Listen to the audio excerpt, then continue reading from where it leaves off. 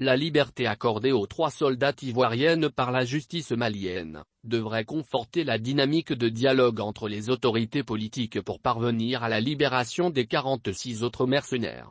Aussi, de l'avis de nombreux observateurs, la demande du président Assimi Goïta relative à la situation des Maliens, objet de mandats d'arrêt internationaux, offrait une base de discussion pour arriver à un compromis.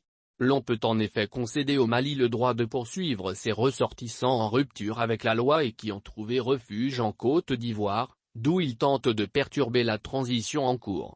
Abidjan n'y aura vu, malheureusement, qu'une brèche à exploiter et se poser en victime d'une crise née pourtant de ses manquements aux règles élémentaires d'engagement de troupes sur le sol d'un État souverain. Le voisin fait ainsi donc passer ses mercenaires pour des otages, parle de chantage et appelle à une réunion extraordinaire des dirigeants ouest-africains sur une affaire purement judiciaire et bilatérale. Le revirement est spectaculaire, grave, selon le gouvernement malien qui a réagi, jeudi dernier, au communiqué du Conseil national de sécurité de la Côte d'Ivoire. La stupéfaction du Mali est d'autant plus profonde que le gouvernement ivoirien avait reconnu, le 3 septembre à Lomé, que des manquements et des incompréhensions sont à l'origine de cet incident. Et il s'était même engagé à respecter les procédures des Nations Unies, ainsi que les nouvelles règles et dispositions maliennes édictées relatives au déploiement des forces militaires au Mali. Pour le gouvernement du Mali, ce revirement vise à manipuler et à entraver la manifestation de la vérité. Il met en garde contre toute instrumentalisation de la CEDEAO par les autorités ivoiriennes pour se soustraire de leurs responsabilités vis-à-vis du Mali. Et affirme qu'il n'est nullement concerné par cette procédure devant l'instance communautaire. Quelle sera la réaction du médiateur togolais à la décision de la Côte d'Ivoire de transformer cette affaire en une crise diplomatique?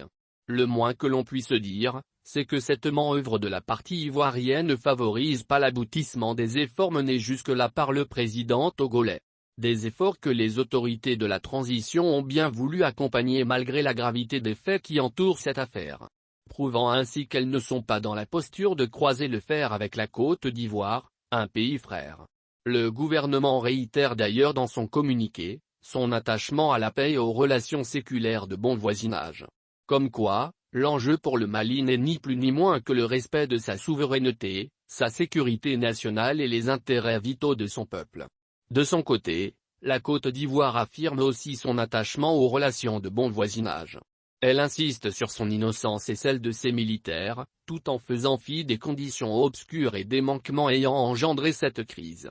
L'on ne sait toujours pas pourquoi ces militaires, dont une trentaine des forces spéciales, ont débarqué sur le sol malien en possession d'armes et de munitions de guerre, sans ordre de mission, ni autorisation, tout en dissimulant les identités et leurs professions réelles. Leur mission? Les versions des soldats ne s'accordent pas. À croire qu'ils ont été embarqués dans une aventure, dont ils ignoraient les tenants et les aboutissants. Et la tentative du gouvernement ivoirien de les mettre sous la bannière de la MINUSMA, a échoué. La mission onusienne a en effet indiqué clairement que ces soldats ne faisaient pas partie des éléments nationaux de soutien. Abidjan tente d'utiliser son poids diplomatique pour obtenir la libération sans délai de ses militaires. La Côte d'Ivoire compte utiliser l'opportunité de l'Assemblée générale de l'ONU, cette semaine, pour faire le procès du Mali devant la communauté internationale. La France est semble-t-il mise à contribution. Paris a déjà un contentieux très lourd avec le Mali sur la question de la plainte devant le Conseil de sécurité pour des appuis aux groupes terroristes. Participer à une tentative de clouer Bamako au pilori ne déplairait pas à l'ancienne puissance coloniale. À New York, pas moins de 3 rendez-vous internationaux sont prévus, au cours desquels la Côte d'Ivoire tentera de monter les partenaires étrangers contre le Mali. Une réunion est prévue entre la ministre française des Affaires étrangères et les dirigeants de la CEDEAO le 21 septembre. Le 22 septembre, une réunion est à l'ordre du jour entre l'Union africaine et l'ONU. Le même jour, la CEDEAO tiendra une réunion extraordinaire. La manœuvre dilatoire ne passera pas. Le Mali usera de ses moyens diplomatiques pour contrecarrer cette tentative de le placer sur le banc des accusés. Déjà la presse française a commencé le battage médiatique en faisant passer en boucle une déclaration du secrétaire général. Ce ne sont pas des mercenaires. C'est évident. Et je fais appel aux autorités maliennes pour que ce problème puisse se résoudre.